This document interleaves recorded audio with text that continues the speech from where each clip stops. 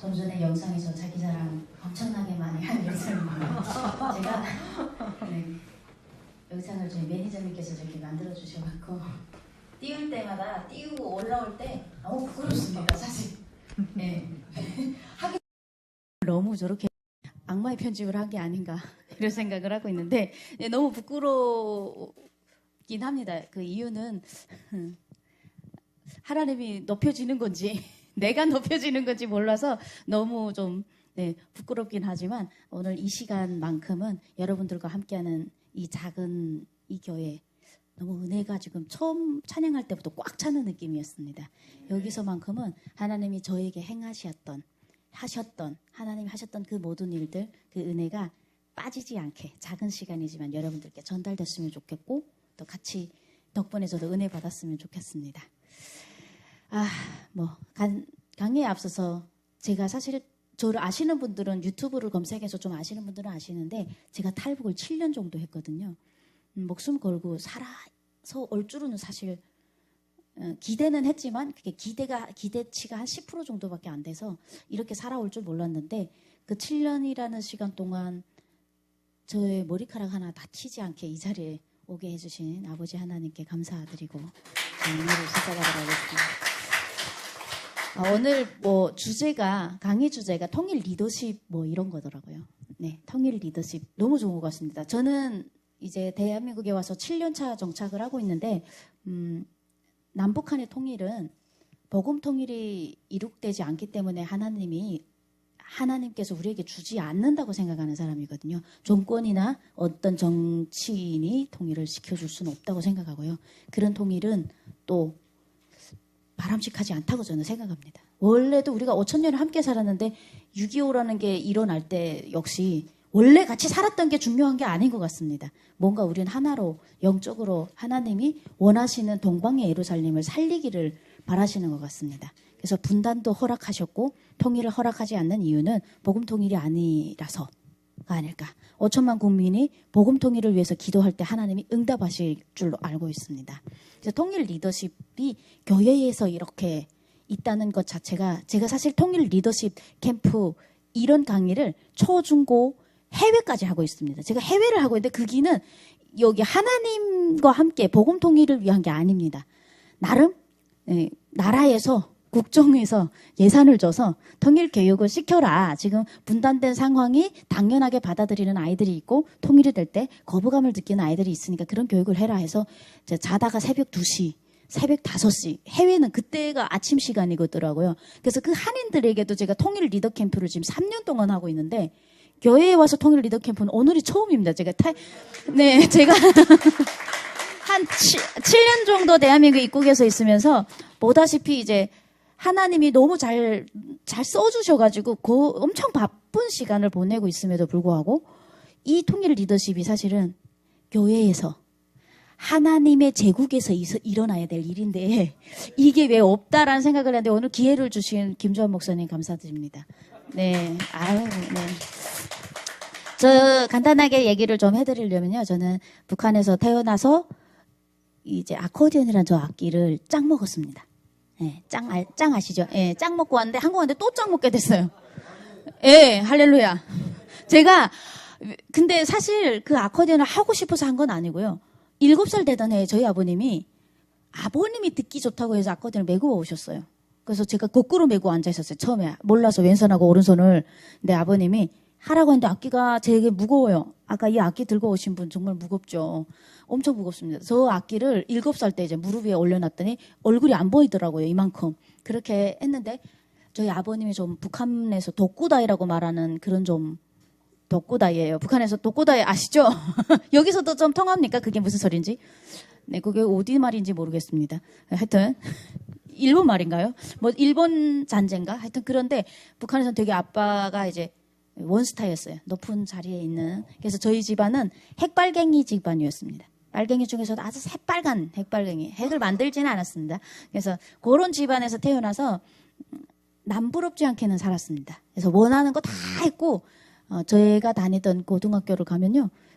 지금은 이제 민족반역자라 없어졌을 법한데 우리 학교의 자랑에 제가 있었습니다. 제일 우리 학교 자랑 이런 게시판을 만들어 놓으면 그 우리 학교 자랑 가운데다가 저를 넣기 위해서 아버님께서 많은 뇌물을 쓰셨습니다. 그래서 네, 북한에서는 이제 아버님의 그 능력.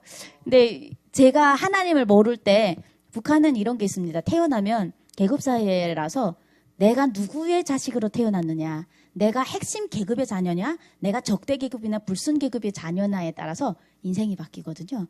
그래서 저는 북한에서 태어났을 때 이런 생각을 했습니다. 사람은 아버지를 잘 만나야 된다. 여러분 공감하십니까? 저는 하나님을 아버님으로 모시고 있었거든요.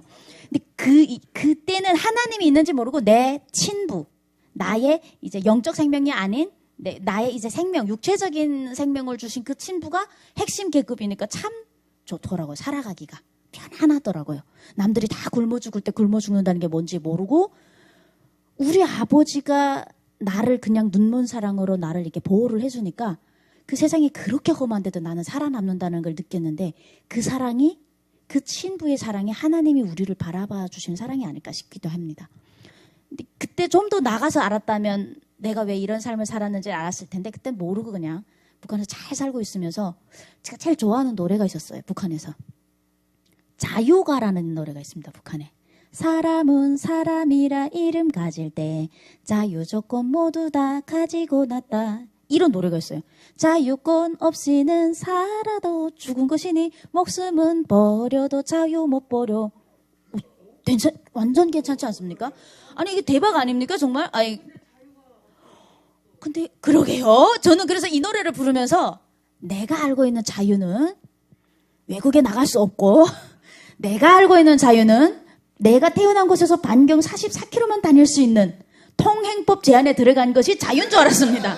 그러니까 내가 알고 있는 사람이 우물 안에 개구리라는 게 있잖아요. 그러니까 내가 알고 있는 세상이었어요. 그래서 나는 그 노래를 줄넘기를 하면서 난 얼마나 자유로운 인간인가. 그리고 나는 얼마나 행복한 사람인가. 그리고 다른 애들이 제가 정말 행복했던 게 다른 애들이 막 김정일 표창을 받아요. 그럼 아버지한테 제가 얘기를 하거든요. 아버지, 제 김정일 표창 받았는데 나 왜 안 줘? 그러면 이 새끼가 이거 우리 딸내미를 빼놨네. 막 이러면서 전화를 하세요. 그러면 아버님이 야 이거 하루 아직도 제가 기억이 나는데 수원이는 오늘도 공부하고 싶습니다. 공부하고 싶은데 수원이 어머니가 미군 부대가 있는 그쪽에서 일을 하다 보니까 아직도 미국의 식민지로 한국에 살고 있다고 북한에 가르치기 때문에 많이 맞은 거예요. 그래서 어머니가 팔다리가 안 좋아서 병원에 입원했어요. 그래서 수원이는 미군의 구두 닦기를 합니다. 그래서 그 아이가 학교에 오고 싶어서 이렇게 밖에서 이렇게 들여다보는 그런 게 있어요. 그거를 쫙 보면서 사람은 나를 잘 만나야 돼. 난 얼마나 행복한가.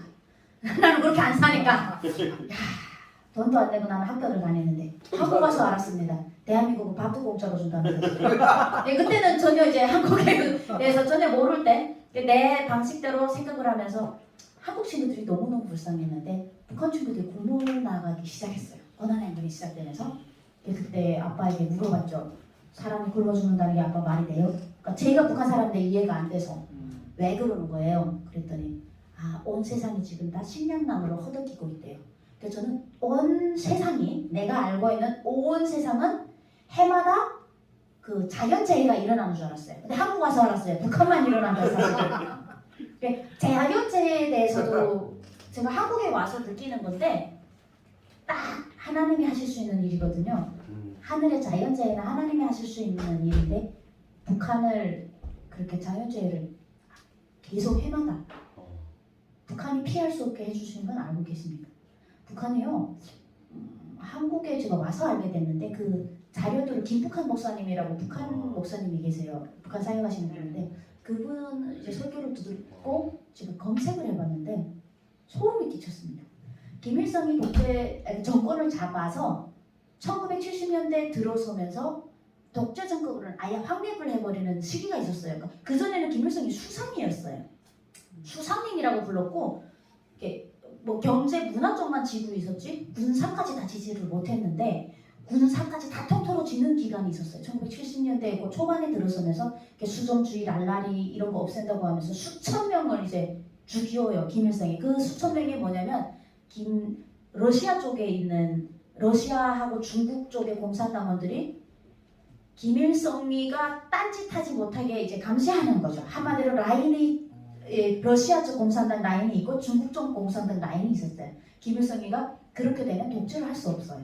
그래서 김일성이 그걸 알고 그 감시하는 체계를 다 없애버린 거죠. 수종주의 날라리다 해서 그 사람들을 다 죽여버리고 단독 독재를 수립할 때가 있었는데 그 해부터 북한에 재해가 오기 시작했어요. 그 해부터 태풍이 일어나기 시작하고 북한만 해마다 보면 이렇게 남북한의 지도가 있는데요. 태풍이 올라오는 시기가 있더라고요. 그 시기가 있으면 비가 많이 오니까 물을 빼놔야 된대요. 그래서 수문을 다 열어놔야 된대요. 그래야지 이제 태풍이 왔을 때 물이 넘쳐나지 않는 겁니다. 그 안에 이렇게 물을 가둬놔야 되니까. 그래서 그 전까지 안 그랬는데 김일성이 독재 딱 올라서고부터 이상하게요. 그 태풍이 올라간 지도를 제가 보니까 남한을 딱 피해서 북한만 갑니다. 계속. 남한을 피해서 가요. 계속. 그 길이 지금까지 그렇게 되고 있거든요. 너무 신기한 게 딱 올라가니까 북한에서는 비가 많이 올 줄 알고 물을 다 비워놓은 거예요.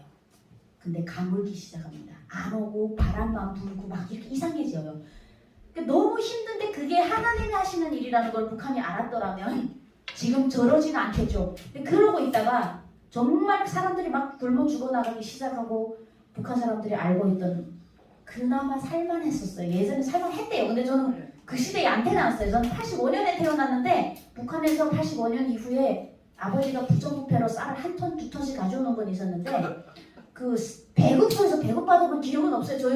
제가 무슨 받지 못해서 그런지 모르겠는데 그때부터 미공급이었대요. 저희 어머님 말씀에. 그 전에 좋은 시절이 다 지나갔답니다. 좋은 시절이 지나갔다는 게 독재를 허용하시지 않으신 거죠. 하나님 십계명에도 있잖아요. 나 아닌 다른 신을 섬기지 말라고 했는데 하나님 교회 다 부수고기 다 김일성 공사 들어선 건 아시죠? 제일로 좋은 곳, 평양에서 가장 해가 잘 들어오는 곳, 평양에서 근데 지금 칠곡교회가 있잖아요. 북한에 하나 있는 평양. 그건 강반석이 김일성의 어머니가 지나가면서 여기 교회 이 자리에 교회가 있었으면 좋겠다고 김일성이랑 같이 지내다는 얘기를 했다네요. 그래서 그 하나 남긴 교회, 하나 세운 교회가 고 자기 어머니 유언대로 칠곡교회를 하나 세워놨어요. 근데 거기 사람들이 가서 기도하는 곳은 아니고요. 외국인들이 왔을 때 이제 교회나 천주교 이런 데 쪽에서도 지원을 받았고 후원을 받아야 되니까 그래서 그 자기들이 나름 민주주의고 헌법에는 북한에는 다 이제 모든 것을 허용한다고 돼 있잖아요. 종교의 자유, 언론의 자유가 돼 있어서 그렇게 만든 거예요.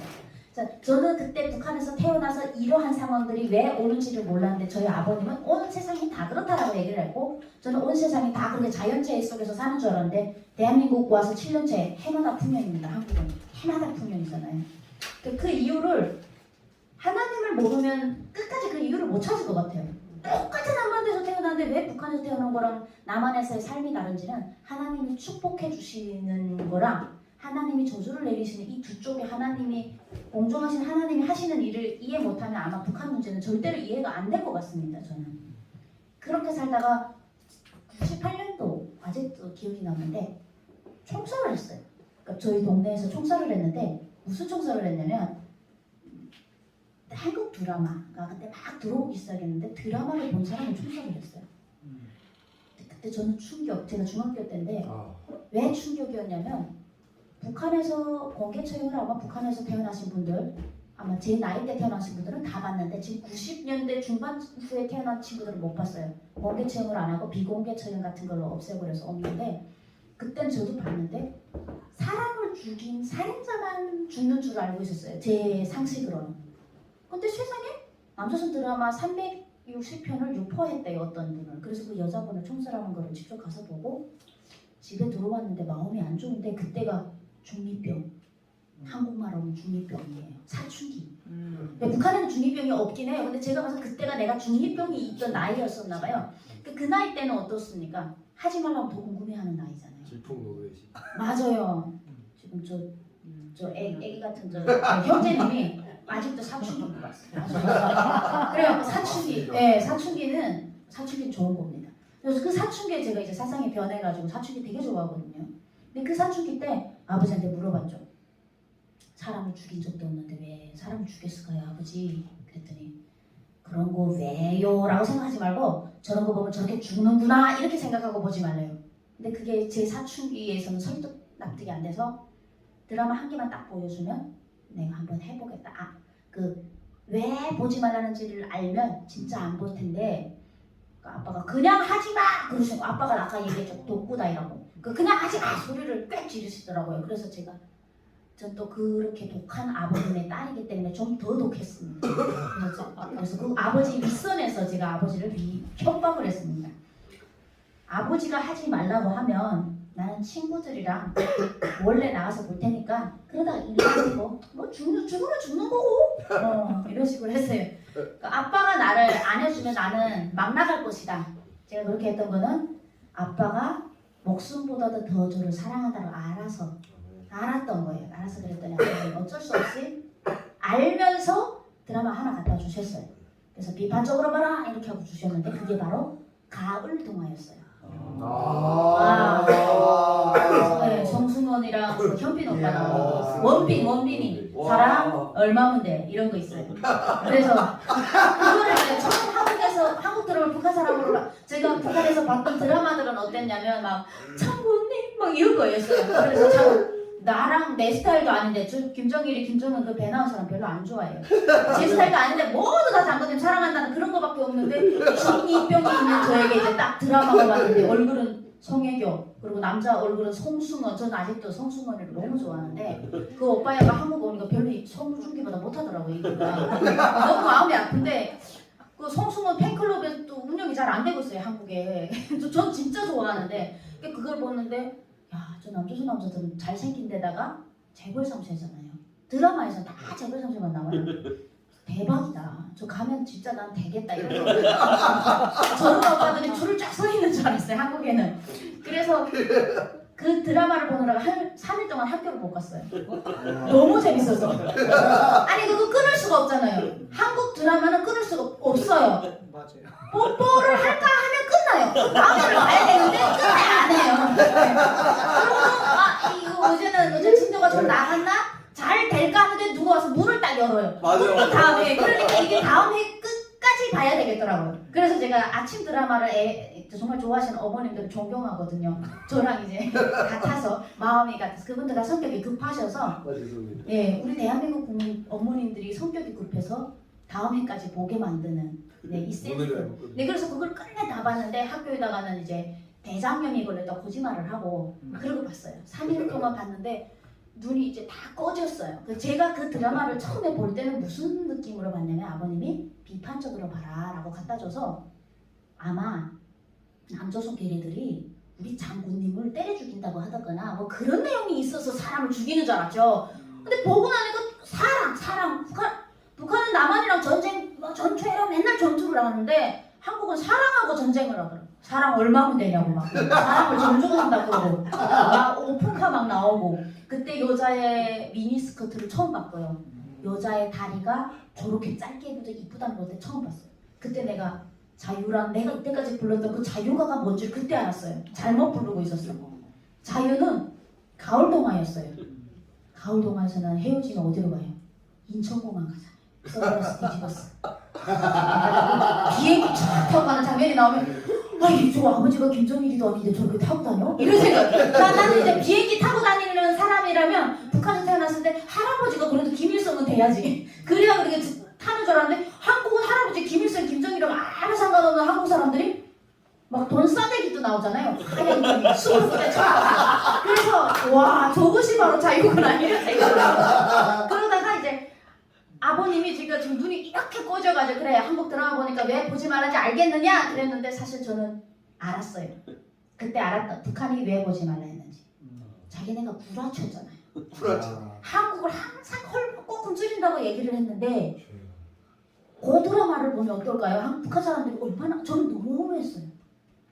그냥 한마디로 표현하면 한국 드라마 딱 보고 네 느낀 점이 뭐냐고 아버님이 물어봤는데 아버지 재수없습니다. 이렇게 얘기했습니다. 제가 재수없다는 게 한국 사람들이 잘 살아서 재수없다는 게 아니었어요. 내가 여기서 태어난 게 재수없었다. 이 말이었어요. 그러니까 뭐가 재수없느냐. 근데 아버님이 핵발령이 출신이라 제가 제 속을 다 못 보여주겠더라고요. 그래서 하여튼 나도 저기서 태어났으면 승용차를 한 손으로 운전해보지 않겠습니까? 그런 얘기를 했죠. 뭐 예민하니까 그러냐. 그러시더라고요. 그래서 그리고 아버지 제가 쭉 다 봤는데 저 드라마를 왜 보지 말라는지 잘 이해가 안 간다. 사실은 다 이해하고도 북한 정권이 자기네 거짓말 했으니까. 그랬더니 아버님이 아빠 딱 한 개만 이제 딱 한 개만 이제 보여주면 그다음부터 나는 진짜 안 보겠다. 그랬더니 아버님이 고민을 하시더라고요. 그랬더니 이번에는 아버님이 직접 같이 보시겠대요. 아버님도 한 번도 한국 드라마 안 보시는데 이번에 내가 와서 같이 볼 테니까 아버지가 보고 얘기를 해주겠다는 거예요. 저에게. 제가 지금 감을 못 잡은 줄 아시고 사실 그게 아니었어요. 전 감을 확실히 잡았고 더 재밌는 드라마 한 편이 더 보고 싶었던 애청자였어요. 그랬는데 두 번째 가져오신 게 천국의 계단. 천국의 계단 뭐예요? 사랑은 그렇지 돌아오는 거죠. 사랑은 돌아오는 거야. 근데 그거를 이제 아버님이 갖다 주셨는데 저희 아버님이 아까 계속 얘기하지만 되게 독이 많으신 분이고 군복을 항상 입고 다니셔서 눈물, 콧물 이런 걸 본 적이 없어요. 그래서 제가 남자는 안 우는 줄 알았어요. 남자는 눈물이 없는 줄 알았는데 어떤 때 아빠에게 아빠는 왜 울지를 않냐. 속상한 김일성이 죽었는데도 안 우는 거예요. 다 울어야 되는데. 그랬더니 아버님이 남자의 눈물은 값 비싼 거요. 막 이렇게 얘기를 하셔서 남자의 눈물을 버는 게 아니구나 이렇게 생각을 했어요. 근데 제가 천국의 계단을 보면서 남자의 눈물을 받지 않습니까? 네, 아빠랑 지금 같이 보고 있는데 아버님이 제 뒤에서 보시고 계셨어요. 근데 아버님이 한참 하고 드라마가 지금 막 한참 하고 있는데 뒤에서 그래서 제가 돌아봤는데 네. 타올을 쥐고 아니 그러니까 그냥 손수건을 쥔 게 아니고 타올을 무릎 위에 올라놓으시고 눈이 이만큼 부으신 거예요. 이게 이렇게 눈물 날 일인가? 그러면서 거기서 그 김태희 씨요. 네, 전 김태희 씨 아직도 안 좋아해요. 그 천국의 계단에서 너무 악한 여자로 나와서 한국에 왔는데 그 여자 미인이라고 그래가지고 제가 화가 납니다. 왜 최지우가 아니고 김태희야. 그게 그 처음에 한국 드라마를 처음에 봤을 때 제 느낌이었었는데 저희 아버님이 너무 우시는 거예요. 근데 그때 아싸라비야 속으로 했습니다. 이제부터는 드라마는 아빠가 가져오겠다. 너무 온 거예요. 네, 두 번째. 그래갖고 막 우시더라고요. 그래서 제가 아빠 왜 그렇게 우시냐고. 새끼들 남주 선생님들 영화 하나는 잘 만드는 거야. 이렇게 하시더라고요. 네. 그래서 내가 그렇게 닦고 그 다음부터는 제가 아버님이 더 얘기를 안 하시는 거예요. 그래. 저는 물어봤어요. 아빠. 그래서 아빠잖아요. 진짜 한국이 저렇게 살아요? 이제 둘이 봤으니까 뭐 얘기거리가 있잖아요. 그랬더니 아빠께서 사실 그렇게 살아. 다 그렇게 하시더라고요. 그래서 그 우리나라는 세계적으로 얼만큼 잘 살아요? 그랬더니 제일 못 살아. 그러더라고요. 난 우리가 제일 잘 사는 줄 알았는데 아빠 진짜요? 그랬더니 저희 아버님은 러시아와 중국을 출장을 다니셨던 분이었어요. 그래서 러시아에서 주차를 할 때 주차 요금을 낸다는 걸 얘기했는데 제가 한국 와서 그게 구라가 아닌 줄 알았어요. 그때 거짓말인 줄 알았어요. 아빠 말이. 도로 지나가는데 하이패스에서 돈을 내고 이런 거 있잖아요. 북한 그런 것도 없고 주차를 하면 누가 돈을 내요? 그리고 웃기는 게 차가 있다는 것도 웃겼어요. 매 사람이 다 차가 있다는 게. 그래서 아빠 진짜 남조선 저렇게 차가 있어? 그랬더니 저기는 근데 지금 생각해보면 저희 아버님 한국에 왜 안 와보셨는데 그렇게 국뽕이 넘치셨어요. 한국에 대한 국뽕 아시죠? 네, 잘 모르실 수 있습니다. 국뽕이란 나라를 사랑하는 마음이라고 생각해 주세요. 네. 근데 이제 저희 아버님은 나라를 사랑하는 게 남조선을 너무 사랑하시더라고요. 너무 우상화하시더라고요. 근데 그 아버님께서 그 재산 좋아하고 속을 좀 터놓기 시작하면서 왜냐면 둘 다 북한으로 보면 안 좋은 공범들끼리 있잖아요. 보지 말아놓고 같이 있는 사이. 그러면 우리 그때는 속에 있는 이야기를 하는 사이가 될 거예요. 근데 저희 아버님이 애주가셔서 항상 새벽 2시에 들어오셨던 분인데 한국 드라마가 우리 집에 들어온 이후부터 우리 집은 정말 행복했어요. 아빠가 칼퇴를 하시고 한국 드라마를 가지고 오신 거예요. 그러니까 아버님이 딱 이제 퇴근 시간 6시가 딱 되면 보이시도는 친한 보이시도한테 레물을 갖다 주더라고요. 쌀도 보내고 자전거도 막 사주고 이러면서 그 사람 올린 뭐 유명한 드라마들 북한에 많이 있었어요. 이거 보면 저거 가지고 이런 사이가 됐어요. 항상 이제 아버지의 3년 잡고 가방 안에는 CD가 들어가 있었어요. 한국 드라마가. 근데 이제 홍길동이라고 썼어요. 거짓말이에요. 그 안에는 올인이 들어가 있는데 홍길동, 민족과 운명 이렇게 써가지고 착 아버님이 오시는 거예요. 네, 그래서 아버지랑 같이 앉아서 드라마를 보는데 12월 25일 날이었어요. 크리스마스잖아요. 근데 크리스마스 몰라요. 북한은 그런 25일이 크리스마스인지 모르고 예수님 오신 날인지도 모르고 내 아버님이 오늘 한잔 하시면서 오늘 무슨 날인지 아냐? 그래서 오늘 25일이요. 25일 무슨 날인지 안 해. 몰라요. 24일 김정숙 어머님 탄생일이고 김정숙 어머님도 또 우리 외워야 돼요. 김일성의 와이프까지.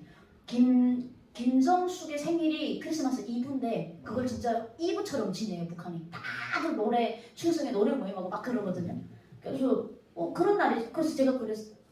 우리 위인들은 맨날 겨울에 나가지고 사람 이렇게 힘들게 하냐. 김일성이 4.15인데 4.15도 추워요.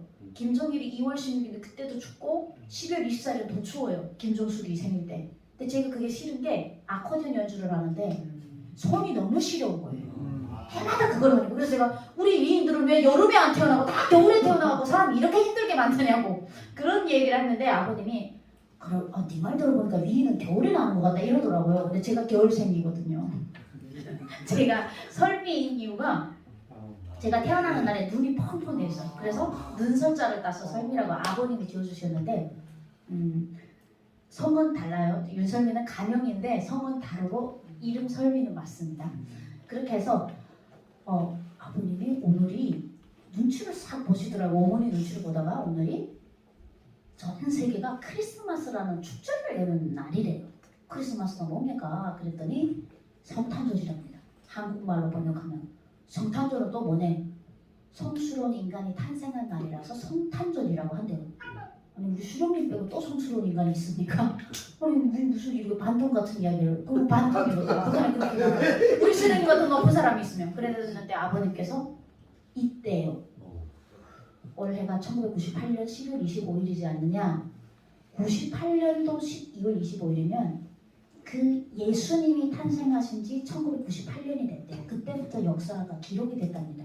그래서 가만히 그러면서 누가 짝퉁이냐라고 말을 하더라고요. 보니까 김일성에는 예수님이 오신 지 1912년 후에 나왔으니까 그 짝퉁이 그게 짝퉁이죠. 우리 봐도. 원조는 따로 있더라고요. 그래서 제가 우리 아버지가 진짜 반동인가? 그 속으로 이게 뭐지? 이런 일이 있었나? 그거까지 좋았는데 거기에도 성모 마리아 이야기를 해주시는 거예요. 사람이 성령으로 잉태해서 아가씨가 마리아인데 그래서 마리아 성모 마리아 그래서 마리아 게임을 진짜 좋아했어요. 제가 그때 그 북한에서 마리아 게임 막 버섯 따먹기 이런 거 있었거든요. 띵띵띵 이렇게 올라가는 거 있잖아요. 그걸 마리아 게임이라고 했어요. 슈퍼마리오. 예, 그걸 마리아 게임. 그 마리아요? 그 마리아 그래서 그 마리아 생겼냐까 그건 아니래요. 그래서 그 마리아 그래서 마리아를 기억하기가 쉽더라고요. 제가 그 게임을 좋아해가지고. 근데 그 성모 마리아가 성스러운 인간의 어머니라서 또 성모 마리아래요. 성령으로 잉태해서 예수님을 낳으셨답니다. 뭐 이런 얘기를 하는데 사실이라고는 절대 안 믿었고 재미있더라고요. 전설 같잖아요. 그래서 그러냐고. 근데 막 웃었어요 제가. 그런데 그 예수님이 하나님이시면서 인간으로 오셨대요. 그래서 그 예수님이 인간의 죄를 그 십자가 사건을 얘기를 해주시는 거예요. 십자가 사건을 얘기를 해주시면서 아빠 그래서 제가 왜냐면 한국 드라마를 보거나 외국 영화를 그때 엄청 아빠랑 볼 때예요. 보면 이런 게 많이 나온단 말이에요. 미국 영화에 그 천주교에서 하는 건데 대부분 교회 크리스찬들은 그렇게 표현하잖아요. TV에서 작가들이 그게 뭐 천주교냐 기독교냐가 따지지 않고 그냥 하나님 믿는다 하면 다들 그 뭐 퍼포먼스인 것 같아요. 그게 이렇게 다 하는 걸로 이런 게 나오더라고. 그래서 어머 아빠 그럼 그거 하는 사람들 진짜 그거 믿는 거야? 그랬어요. 저 그 십자가 사건을 믿고 있으면 사건이라고는 생각 안 하고 전설이라고 생각했고 인간이 성령으로 태어났다는 걸 전설이라고 생각했죠. 아빠가 전설이 아니고 사실이래요. 그래서 제가 막 코를 쥐고 웃었거든요. 너무 웃겨갖고 머저리들이라고 그랬어요. 세상 사람들 다 머저리들이라고. 아니 인간이 지금 아빠 어느 머저리가 21세기에 성령으로 사람이 잉태를 해 그러면서 막 딸딸딸 웃었단 말이에요. 근데 아버님이 안색이 별로 안 좋아지시더라고요. 그러시더니 아빠는 믿어요? 라고 물어봤어요.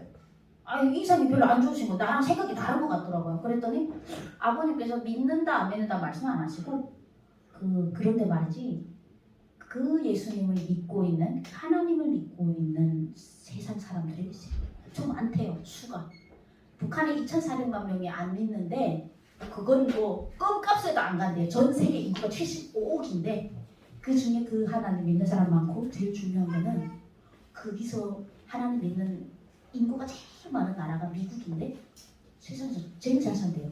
근데 그걸 어떻게 말하냐면 네가 이제 말한 머저리들이 제일 많이 사는 나라라고 그랬어. 내가 머저리들이네 이렇게 얘기를 해서 그래서 그럼 우리나라 내가 저번에 말했잖아 제일 못 산다고. 그래서 생각을 해봤어요. 누가 머저리일까? 과연 그 사실을 따지기보다는 이 상황이 너무 안 좋은 거예요. 우리가 살고 있는. 그리고 내가 봤던 그 드라마, 그 미국, 그리고 막 007, 제임스 본드 막 이런 거 막 많이 봤어. 예, 북한에서 그거 보면서 그 제임스 본드 하나 오면 그냥 북한은 초토화되겠더라고요. 그때 그 영화를 딱 보면서 끝나겠더라고요. 근데 그런 사람들이 다 하나님 믿는다고? 뭐 그런 생각이 드는 거죠. 이렇게. 나는 미국을 하나를 이거 살 수 없는 챔지 웨스라고 배웠는데 어쩔 수 없대요. 걔들이 전 세계 상의 돈을 다 가지고 있다는 거예요. 아이고 그럼 하나님 믿어야 되나? 뭐 이런 생각이 왔다 갔다 하는 시기에 어머님이 밥상을 뒤집으셨습니다. 예, 북한은 원래 여자들이 밥상 뒤집으면 큰일 나요. 그러니까 이게 어느 정도로 무서운 얘기냐는 줄을 어머니 목숨 걸고 밥상 뒤집으신 거예요. 아버님 앞에서 감히. 애한테 뭐 이런 얘기를 하냐. 그래서 어머님이 밖에 나가서 오늘 아버지한테서 들은 이야기를 네가 발설하는 경우에는 우리 집안이 다 죽으니까 아버지 술 먹고 헛소리 한 거니까 그냥 잊으래요. 까먹으래요. 다. 근데 까먹어집니까 그게? 하여튼 기억을 들은 거니까 없어지진 않고 이거는 절대로 밖에 나가서 말하면 안 되겠다. 내 머리에서 지워야지 하고 지워버렸어요. 나름. 그리고 세상을 쭉 살다가 탈북을 하게 되고 또 탈북 과정에 제가 북송이 되는 상황에 오게 돼서 제가 탈북을 7년을 하면서 북송돼서 북한 감옥에서 5년을 살았어요. 정부교도소에서. 근데 그 이야기를 오늘 다 하려면 오늘은 못해요. 3박 4일 동안 우리가 짜장면을 시켜놓고 칫솔 취약 다 챙겨가지고 와서 들어야 다 들을 수 있는 이야기예요. 윤설미 TV에 들어가면 다 있어요. 구독과 좋아요는 통일입니다. 가서 보시면 돼요. 아이고 너무 은혜를 받으셨다. 큰일 났다. 그래서 그렇게 보시면 되는데 오늘 제가 팩트적으로 얘기할 부분이 있는 게 제가 하나님을 사실 예수님에 대한 전도를 받았던 게 아빠가 운을 틔웠고요. 그 이야기 우는 아빠한테서 들었고 제가 감옥에서 이제 나오기 직전에 3일 전에 제가 전도를 받습니다. 감옥 안에서. 그러니까 그 전도사를 만난 거예요. 전도사인지 때 몰랐죠. 근데 그게 어떻게 된 일이냐면 5년 감옥을 제가 정거리교회에서 하고 나올 때가 세 번째 탈북이 됐습니다. 제가 2번 북송 3번 탈북을 했습니다. 그래서 첫 번째 와서 잡혀서 나가서 감옥 생활에 들어갔을 때입니다. 그때는 첫 번째 왔다가 또 잡히고 그러니까 내가 이제 앞으로 인생이 어떻게 될지는 모르니까 하여튼 감옥에 들어가서 생존율이 한 40% 돼요. 거기서 살아남았죠. 그러니까 5년이라는 시간을 막 다 살아남고 나오면 일주일 전에는 저는 일을 안 시켜요. 일주일 동안 만기반이라는 데 넣고 일을 안 시키는데 거기 들어서 앉아서 중국 도망갈 생각만 했죠. 왜냐면 중국에 이제 애가 있었어요. 애 젖먹이 1달짜리를 놓고 북송이 돼서 애가 이제 6살이 됐으니까 그 아이가 너무 보고 싶어서 꿈이 그냥 끝나는 날에 눈을 감고 있는 거예요. 저는 일주일 동안 눈 감고 있으면서 교도소에서 문을 딱 열어주면 막 뛰어서 왜냐면 제 교도소가 해륜이거든요. 연선지역하고 가까워서 걸어서 4시간이면 두만강 앞에 갈 수 있는 곳에 교도소가 위치해 있어요. 그래서 내가 교화소 딱 이제 마치면 싹 이렇게 숨어서 반에 두만강을 넘어서 중국어는 그때 잘했어요. 중국에서 살았으니까. 그래서 중국에다 전화해서 애 만나러 가야지. 이 꿈을 계속 꾸고 있었어요. 그럼 누워있는데 3일 됐는데 어떤 언니가 막 간복수라고 하는데 한국에서는 간경화라고 합니까? 북한에서는 간복수라고 하죠 목사님. 예, 이게 배 나오는 거. 예, 근데 그게 하여튼 거기서는 간복수라고 했어요. 감옥에서 뭐 제대로 CT를 할 수도 없고 이러니까 배 나오고 뭐 얼굴 막 항다리 뜨고 이러니까 그 간복수 언니가 있었는데 그 언니는 제가 봤을 때는 살 수 없는 거죠. 정상적인 사람도 거기서 다 죽으니까 이제 며칠 안 남아 보였어요. 이제 살한 날이 며칠 안 남아 보이는 언니인데 저랑 절친이었어요. 엄청 절친인데 이 언니가 막 겨우 걸어와가지고 지금 3일이면 나가는 저한테 귀를 오라고 그러면 이제 귀를 잡더라고요. 그래서 잡아서 언니 왜? 그랬더니 너 이제 또 중국 갈 거지? 그러는 거예요. 조용히 말해야지. 그 감옥에서 너 중국 갈 거지? 이렇게 하면 큰일 나니까. 그래서 제가 생각을 해봤어요. 짧은 순간에. 사실은 나는 지금 중국 갈 마음을 가지고 있는데 이 여자한테 내가 갈 거야 이렇게 하면 보안과라는 게 있어요. 거기다가 이 언니가 신고하면 나는 가형 먹고 이 언니는 감형을 먹어요. 네, 신고하면 그렇게 뭐 포상이 있잖아요.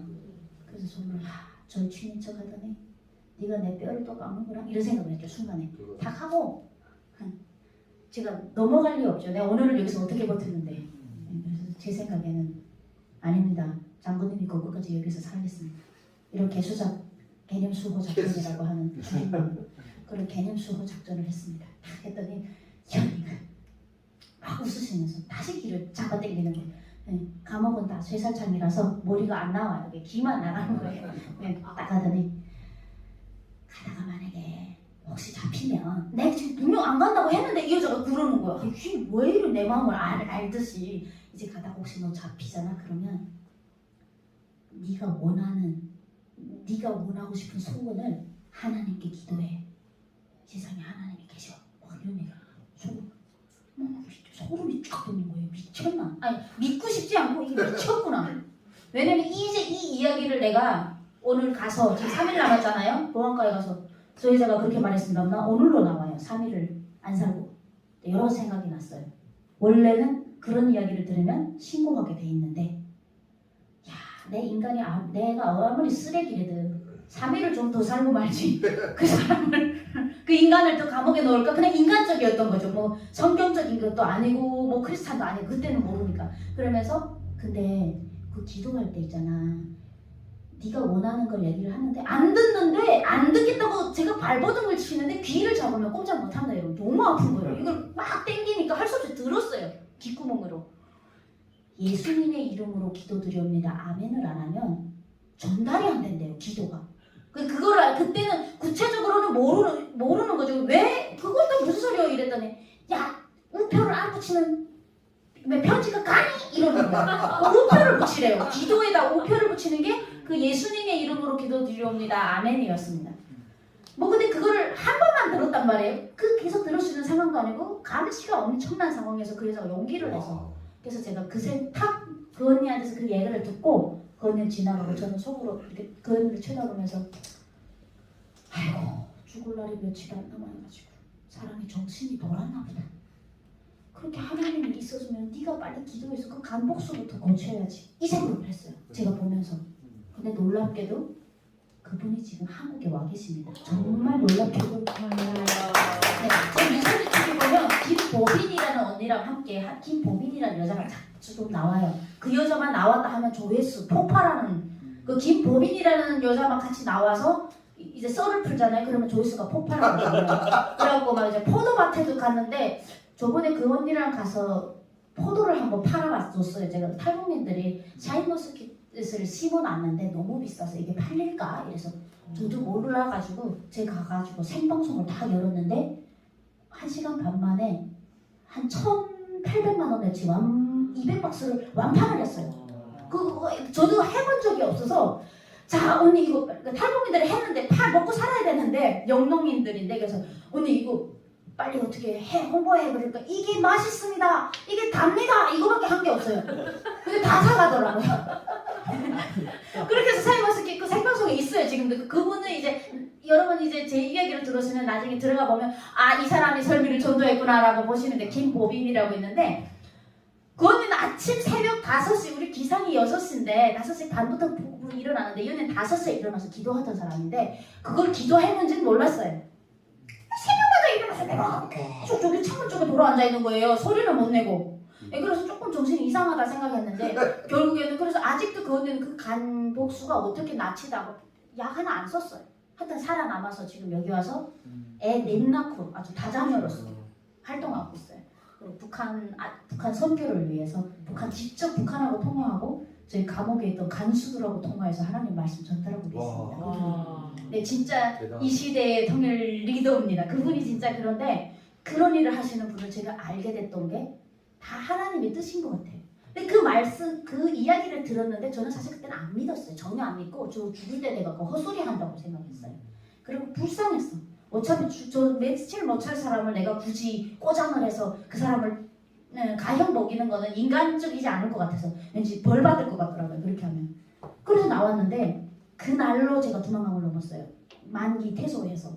근데 그날로 재수없이 잡혔어요. 그날로. 근데 그때 그 생각을 했어요. 그 사람이 제일 미웠어, 그 언니가. 북한에 이런 말이 있거든요. 여자의 말은 온유의 소리가 긴다. 여자들이 한번 독을 품으면 그런 말이 있거든요. 근데 이 여자가 나한테 무슨 독을 품어갖고 만약에 잡히게 되면이라는 악언을 한 거 아니에요. 악언. 근데 만약에 아니고 진짜 잡혔어요, 제가. 그 여자 때문에 잡힌 것 같더라고요. 모든 일이 안 될 때는 우리가 주위를 돌아보면 그렇잖아요. 누구 때문에 막 찾고 있는데 너무 재수가 없더라고요. 그래서 제가 아기를 만나보지도 못한 채 다시 북송이 되게 됩니다.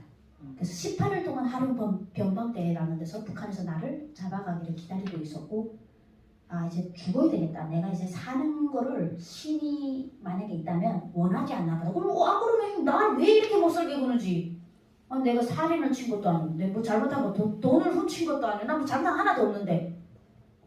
그러고 있다가 18일 그 안에 있는데 한 15일은 그렇게 무기력하게 보냈어요. 죽어야 되겠다 죽어야 되겠다 이렇게 생각했는데 15일이 되는 날에 아침에 일어나서 그 쥐꼬레기라도 잡아볼까? 애를 딱 얼굴 한 번은 보고 싶은데 그 언니 때문에 잡힌 것 같으니까 그 언니 말한 대로 한번 기도해볼까 이 생각이 나는 거예요. 그럼 굳이. 그리고 제일 중요한 게 북한에 나가면 기도를 못한다고 생각했어요. 저는 소리를 내야 되는 줄 알았죠. 기도를 하려면 소리 안 내고 다 할 수 있잖아요.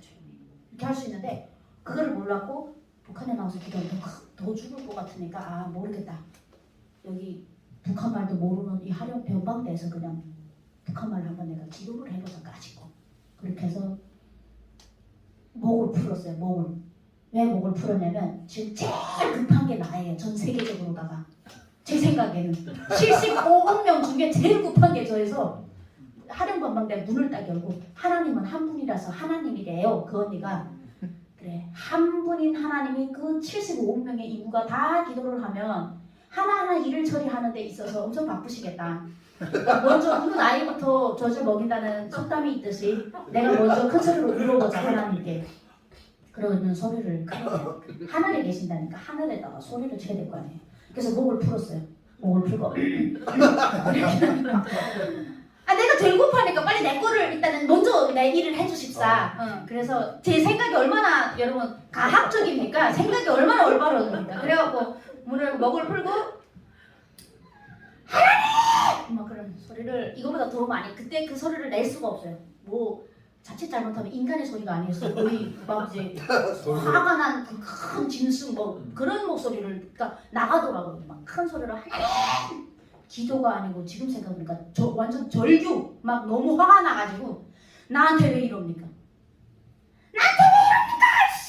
막 이러면 욕을 막 했어요. 나 지금 사람 죽인 것도 아닌데 뭘 잘못했냐고! 막 소리를 쳤어요. 하나님 제가 한 달짜리 젖먹이 아이를 두고 왔어요. 하나님께 목숨 구해달라는 부탁은 안 할게요. 말도 안 되는 거니까. 나 아무리 하나님이라도 그런 거는 해결할 수 없다고 생각했잖아요. 경험을 못 해봤으니까. 하나님 내 기도할게요. 기도드릴게요. 저희 딸 딱 한 번만 보고 죽게 해주세요. 나 죽더라도 딱 그냥 한 번 보고 죽고 싶습니다. 내가 내 새끼 보고 싶다니 이게 이렇게 죽을 일입니까? 이거 하나 해주면 내가 만약에 우리 딸 보고 죽게 해준다면 내 인생 다 바칠게요. 라고 얘기를 했습니다. 근데 3일을 그렇게 그래서 거기서 저가 정신이 나간 걸로 정신병자로 소문이 났어요. 거기 얼마 뒤에 너 이러면서 그 중국 사람들 지나가면서 뒤에 세상에 이런 거예요. 야 몰라 뭐라고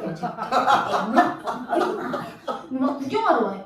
너도 올라 또 왔다. 그분이 또 온 거예요. 그 시간에 또 기도하고 계속 하늘에다 대고 새벽에 하고 왠지 막 다리 질 때 또 한번 해보고 해 뜰 때 한번 해보고 하여튼 내가 급하니까 그랬는데 한 3일을 이틀을 그렇게 열심히 했는데 뭘 까먹은 뭔가 좀 우리 그 집에서 뭐 두고 나올 때 꼭 알고 있는데 잘 모르다가 나온 거 보면 그거 있잖아요. 그런 거 뭘 두고 가는 것 같은데 아무 말도 없어서 나오고 보면 핸드폰을 두고 오거나 뭘 꼭 가져가야 되는 거를 책임적으로 두고 올 때가 있잖아요. 그것처럼 뭔가 내가 기도를 했는데 책임적으로 뭘 해야 되는 걸 안 한 것 같은 거예요. 예수님 이름으로? 맞아요. 아멘. 예수님의 이름으로 기도드립니다. 아멘을 안 하면 우표가 없으면 기도가 전달이 안 된다고 했잖아요. 그 언니가. 근데 중요한 거는요. 예수님의 이름으로 기도드립니다. 아멘을 처음 듣는 사람은 기억 못합니다. 한국 분들은 우리 크리스천들은 그걸 왜 기억 못해? 라고 생각할 수 있는데 그게 얼마나 우리가 제가 이제 교회를 나가잖아요. 그러면 예전에 새벽 기도도 많이 나가고 그랬는데 새벽 기도 나가면 제가 젊어 있었어요. 큰 교회 다닐 때.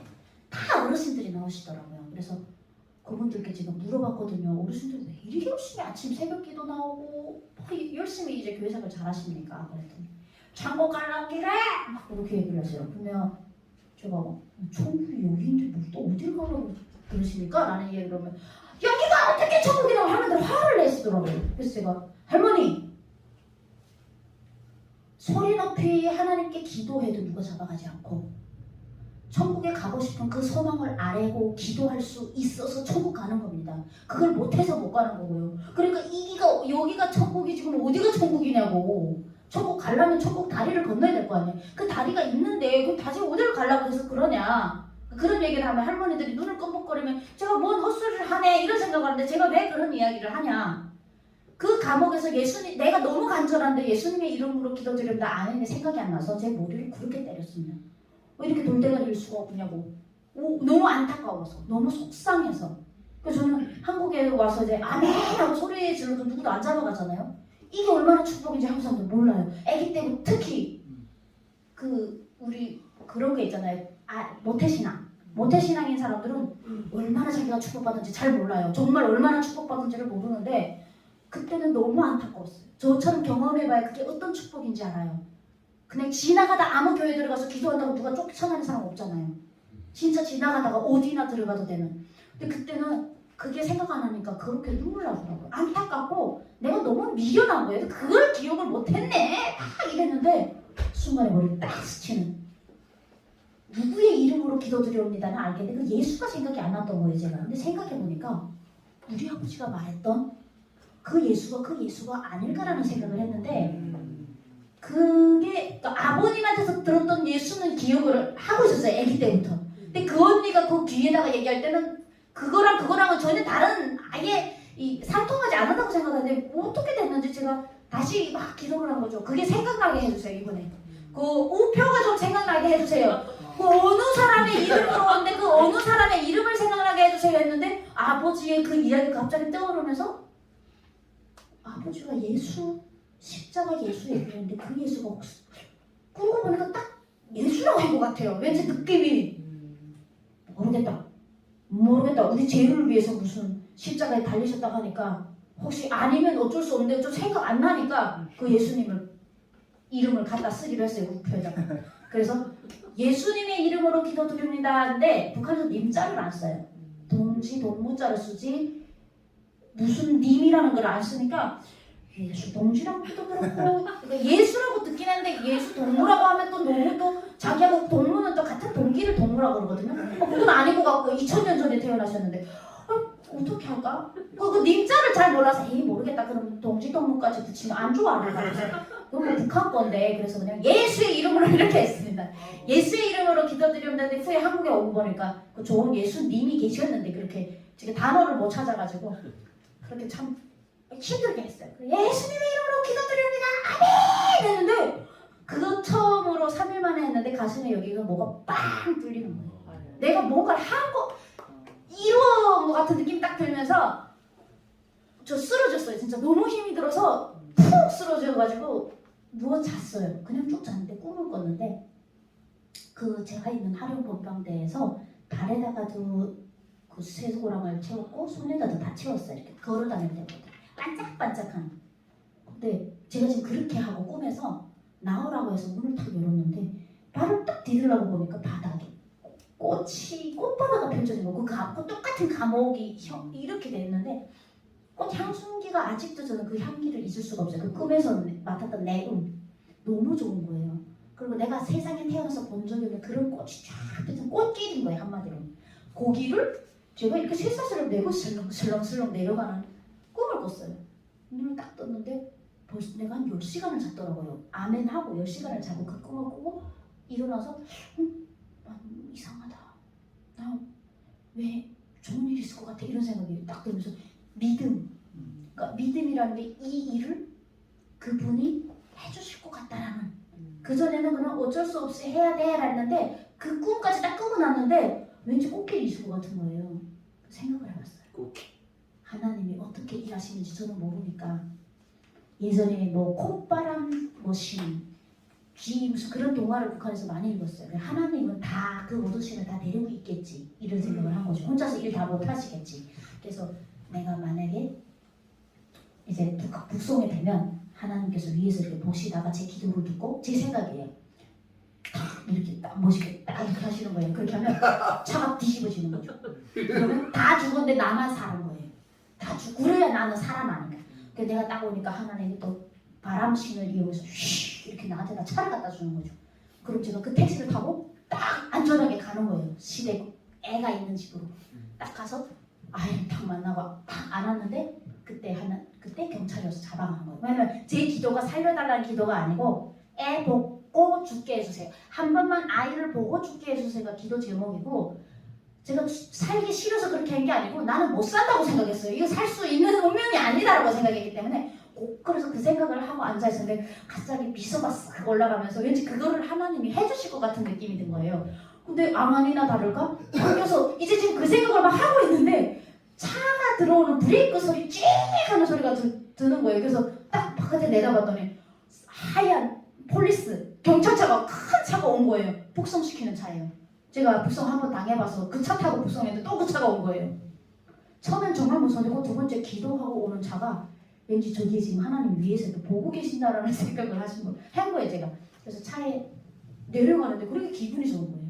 북송이 되는데 기분 좋을 일이 없거든요. 원래 무서워해야 되는데. 그래서 타고 칠성세관이라는 그 무산으로 갔는데 타고 막 가고 있는데 하늘이 너무 푸르더라고요. 근데 거기 앉아있는 조선조 경찰이 쨍하고 해뜰 날 온다 이러면서 야호하더라고요. 그래서 제가 그런 노래 부르지 말고 나보고 쨍하고 해뜰 날 또 다시 오래요. 그래서 제가 그러지 말고 지금 놔주면 안 돼? 그랬어요. 그냥 지금 놔주면 안 돼. 그래서 제가 이놈이 왜 이런 말을 할까? 혹시 또 이놈이 보내려고 그러는 건가? 하나님 혹시 뭔가 하셨나? 이렇게 하는데 그게 아니었어요.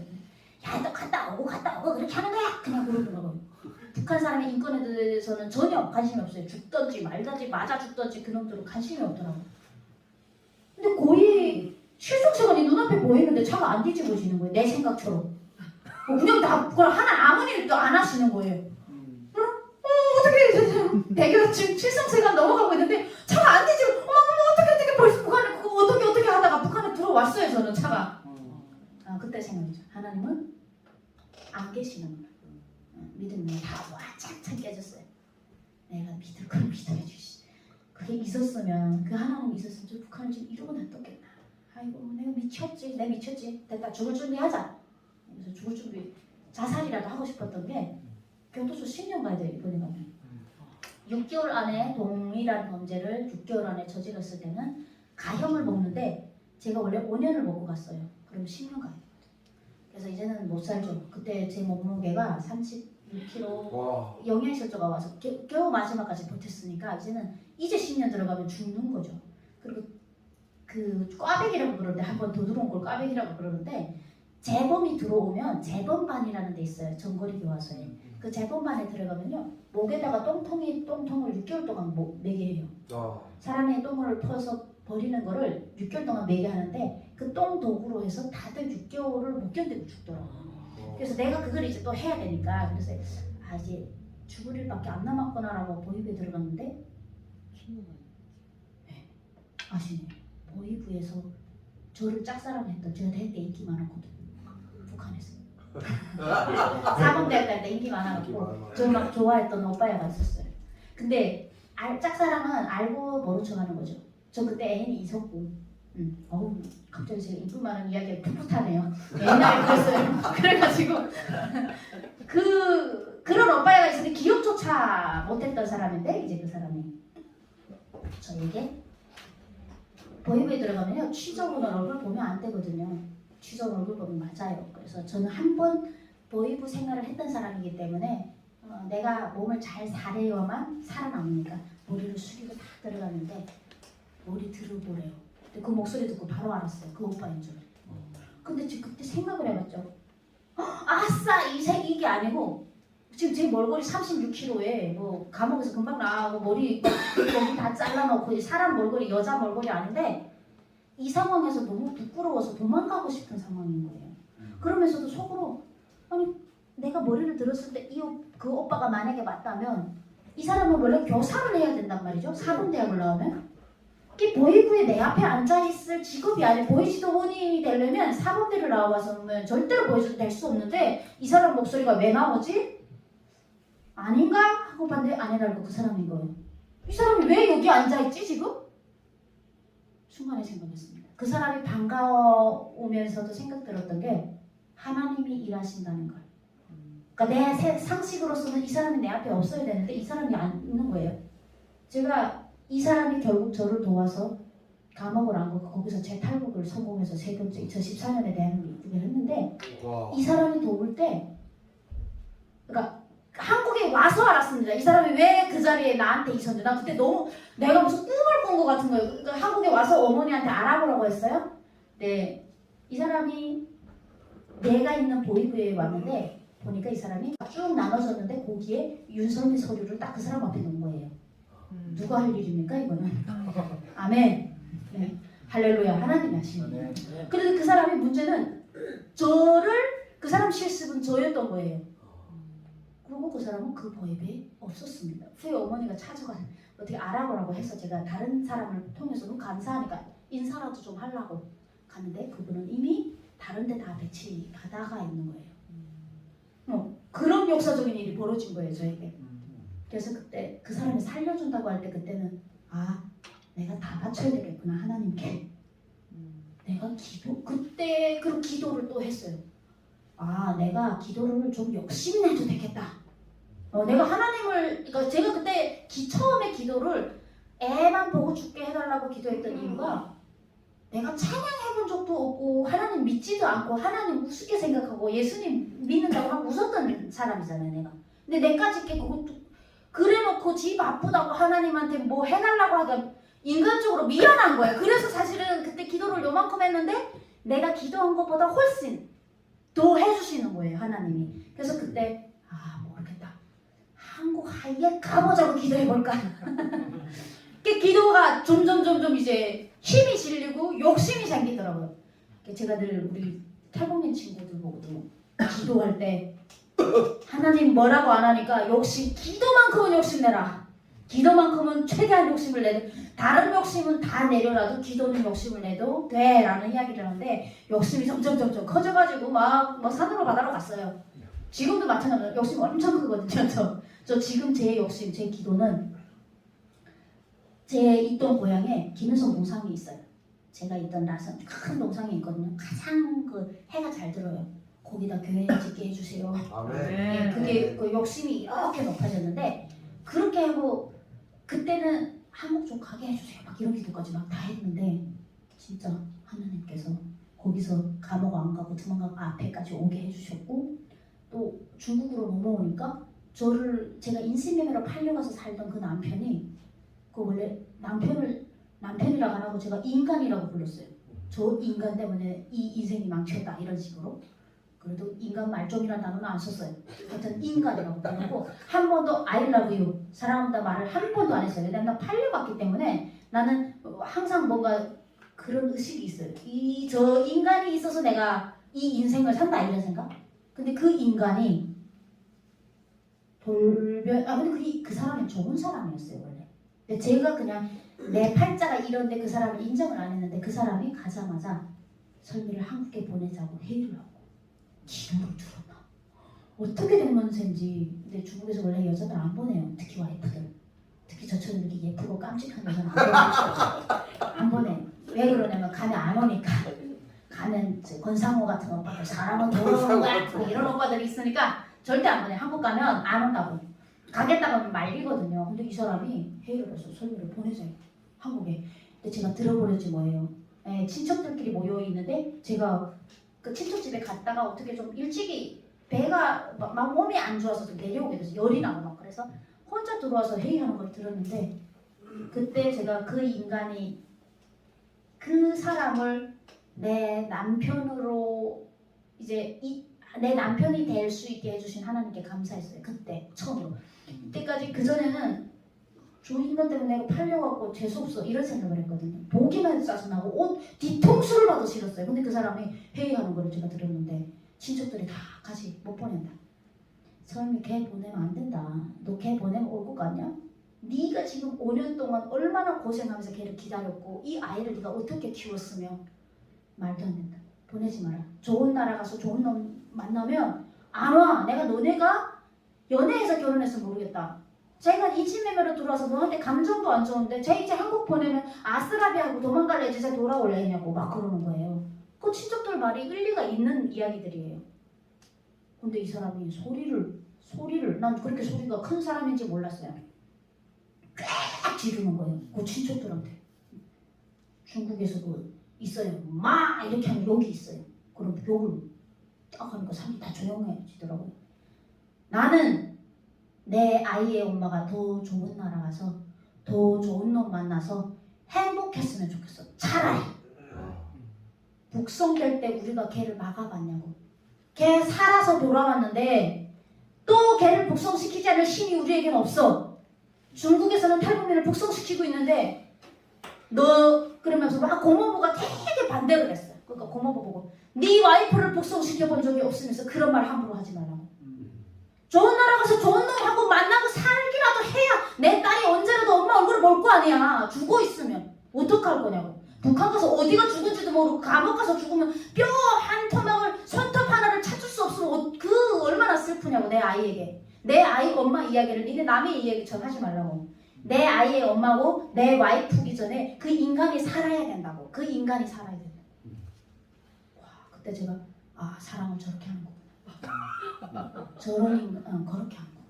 정말 놀랐어요. 정말 그때 왜 나 예전에 그 사람을 만나게 이제 인신매매로 이제 들어가고 이럴 때 시인이 있다면 왜 나한테 이런 운명을 허락하셨을까? 왜 이런 시골에다가 이 소 양똥 가득한 이 집안에서 출퇴퇴하고 담배 피우는 이 더러운 이런 데다 나를 시집을 보냈을까라고 제가 생각을 했었는데 그때 엄청 울었어요.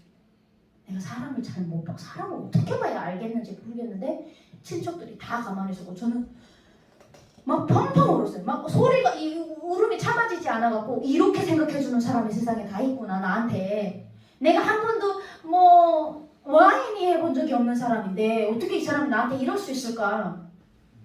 그랬는데 저는 못 들은 척했죠. 들은 척하면 안 돼가지고 이 사람이 저를 데리고 직접 베트남까지 데리고 왔어요. 사람들을 탈북할 때 한 30명씩 막 그렇게 비용 때문에 그렇게 와요. 서로 같이 오는 게 싸게 먹히니까. 근데 그러다가 잡히면 공범이 있으면 한국 기도를 빠질 수 없는 거예요. 잡힌 북한전에 나가면 저 한국에 안 가려고 했습니다라는 말을 혼자여야 되는데 한 30명이면 공범 다 나눠놓잖아요. 그럼 무조건 뽀록나게 돼 있어요. 그래서 신랑이 돈이 얼마 들어도 좋습니다. 브로커한테 연락했어요. 얼마 들어도 좋으니까 내가 직접 이 친구를 데리고 가겠습니다. 이래서 저는 그때 29살에 세 번째 탈북을 했는데요. 그때 제가 무슨 방법으로 탈북을 했냐. 몸무게가 하도 줄어들다 보니까 감옥에서 나와서 34kg밖에 안 되다 보니까 양갈래 머리를 이렇게 따고요. 그리고 책가방을 맸더니 중학생보다도 초등학생 같이 보이는 거예요. 그렇게 해서 그 중국에는요 호족이라는 게 있는데 그 성인이 되기 전까지는 사진이 안 올라와 있어요. 호족 등본에 그냥 이름 나이만 나와 있고 얼굴이 없어요. 그리고 지문 인식이 그때까지는 안 한단 말이에요. 성인이 되면서 지문 인식하면서 주민등록증이 나와요.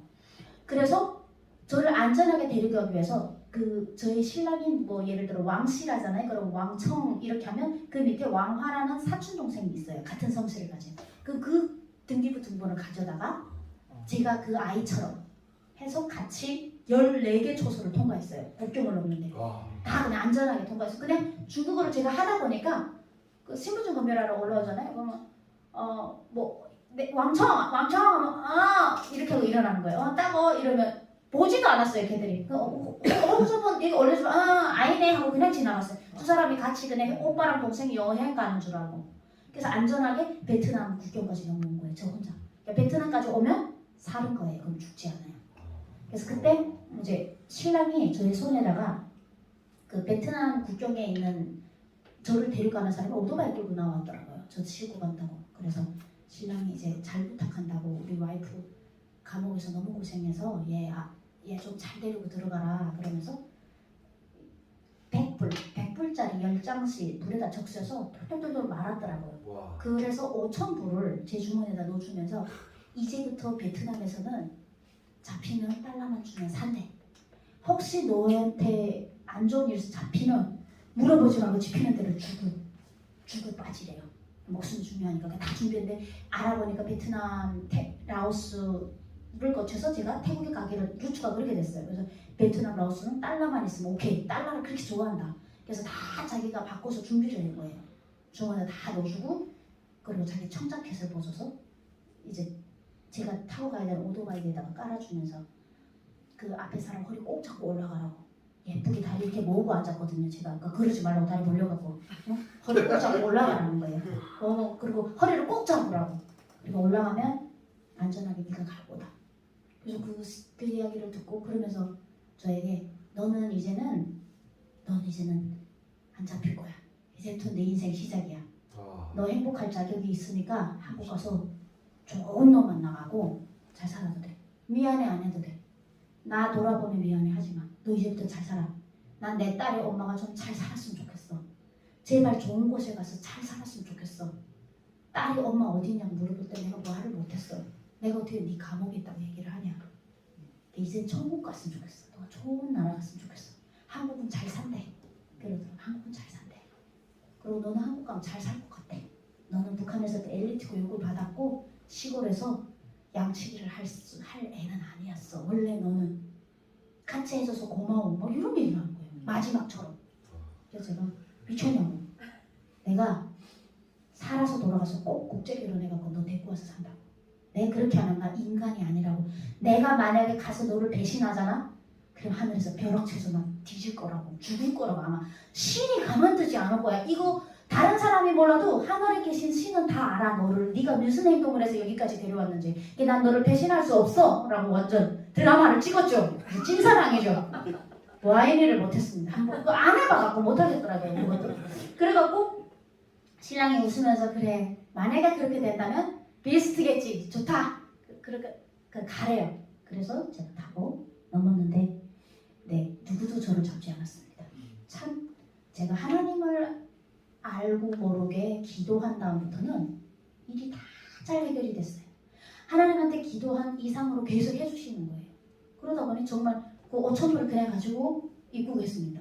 돈 쓸 일이 없이 그냥 쭉쭉쭉쭉 왔는데 남들은 메콩강인지를 넘고 그렇게 힘들게 탈북을 한다네요. 저는 황제 탈북을 했습니다.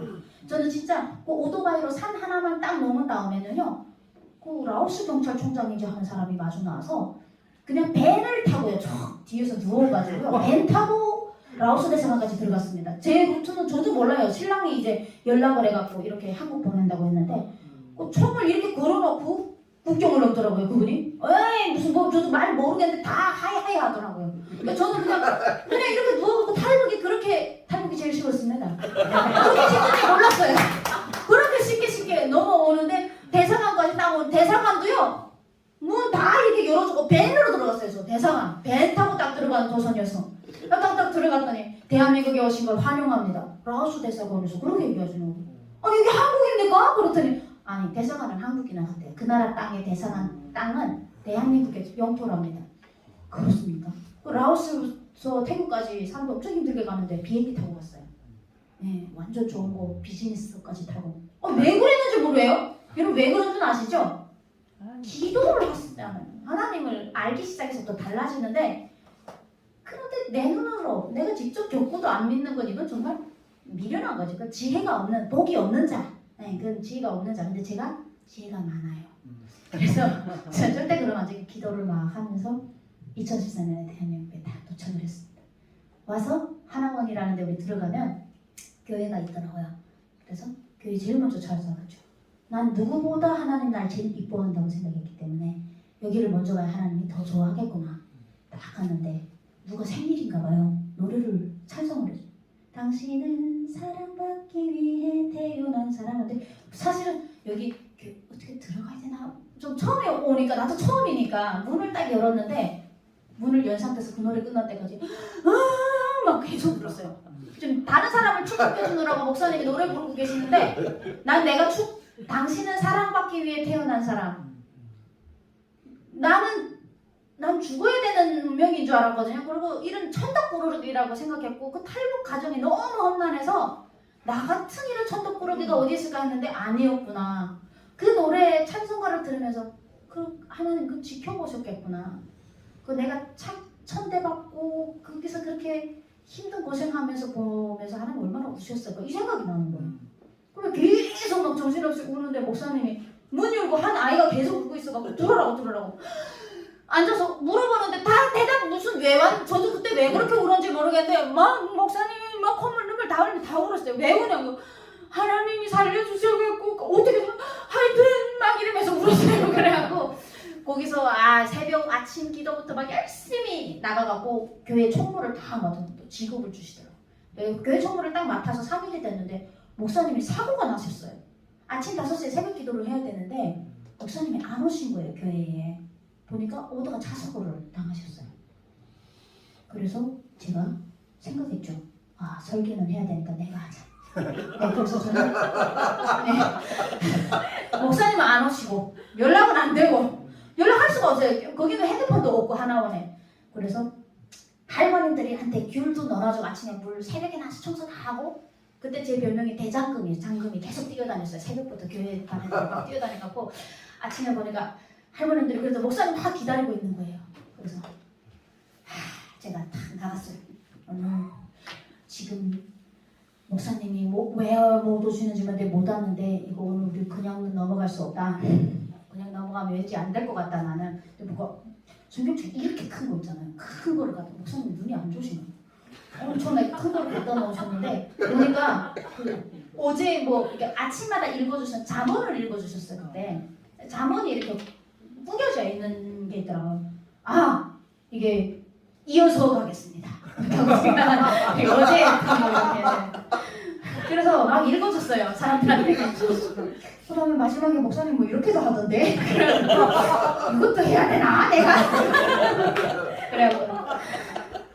그래서 목사님 축복 기도를 내가 해야 되는지 모르겠는데 하면서 제가 축복 기도를 이렇게 했습니다. 여러분들 새벽 기도 왜 나옵니까? 저는 제가 원하는 지역에 집을 받으려고 나오고 있습니다. 집, 임대 아파트. 어디 내가 원하는 지역, 서울. 사람들 또 사고 싶어 하거든. 여러분, 아멘! 맞대요. 집 받고 싶어서 새벽 기도. 원하는, 제가 잘 알거든요. 축복 기도를 그렇게 했습니다. 그러려면 아침 새벽 기도 더 열심히 나오셔야 됩니다.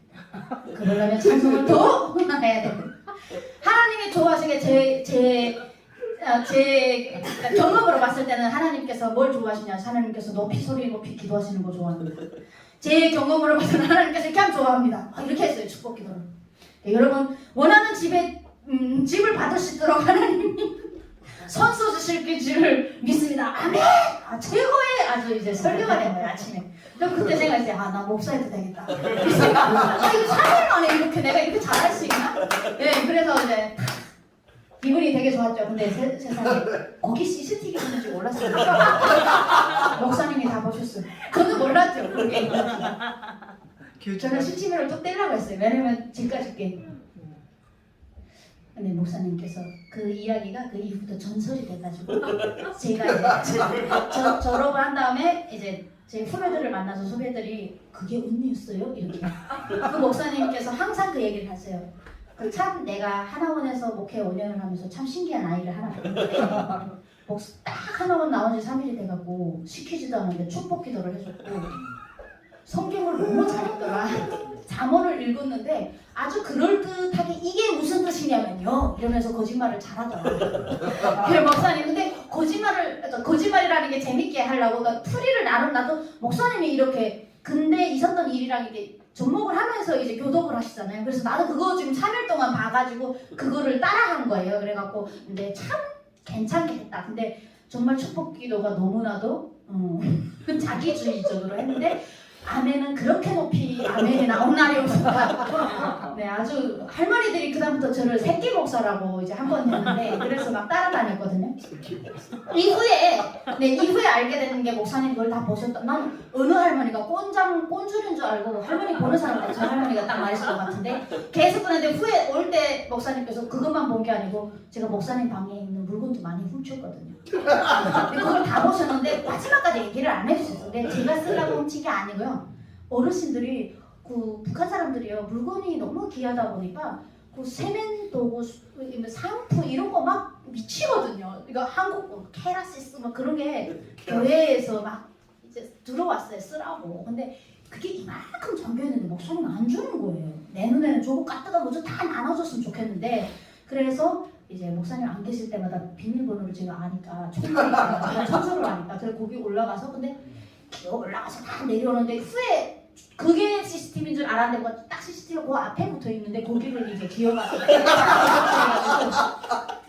자기가 무슨 하나님인 것처럼 예수님인 것처럼 할머니를 쭉 세워놓고 할머니 뭐 같겠어? 이렇게 티도 안 난다니까? 이러면서 막 다 줬어요. 후에 이제 목사님 그걸 다 보셨다는 사실을 저는 알고 이제 너무 이제 부끄럽더라고요. 네, 목사님 이순재 목사님이라고 계십니다. 네, 이순재 목사님 혹시 아시나요? 네, 그 목사님한테 제 얘기하면 아마 두 손 네 발 다 될 거예요. 그 예민한 사람도 아니라고. 그래갖고 네, 그 목사님 저 때문에 정말 많은 고생을 하셨어요. 그 목사님한테 목사님 하나님 믿는 할머니 생일입니다. 케이크를 한 거 좀 주십시오. 근데 원래 케이크 원래 멋들이 오는데 목사님 그래야지 우리 하나님 믿는 사람들이 어깨에 힘이 가지 않겠습니까? 그래서 내가 막 그렇게 얘기해서 목사님 몰래 가져다 주면 생일 파티를 목사님 조용히 방에서 해라 이렇게 하고는 가서 할렐루야 다 하고 노래 부르면서 해갖고 목사님이 막 저 때문에 조용히 하라 그러는데 그래서 많이 욕도 드시고 진짜 지옥이셨을 겁니다. 한 3개월 동안 저 때문에. 제일 지옥은 뭐였었냐, 목사님께서 박사 논문을 쓰시고 계셨어요.